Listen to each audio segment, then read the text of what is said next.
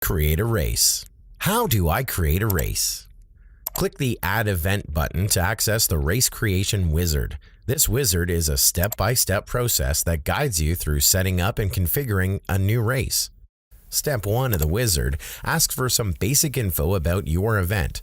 Select a date and time, enter a name, and decide if this is going to be a public or private event. Public events allow members from other chapters to sign up and is the recommended setting. On this step, you can also set your event as private or public. Private events can only be joined by current chapter members. We recommend public so that all local pilots can find and join your event. Setting the status of the race to closed will prevent all pilots from joining your race. If you select this option, you'll need to force join these pilots into your race manually.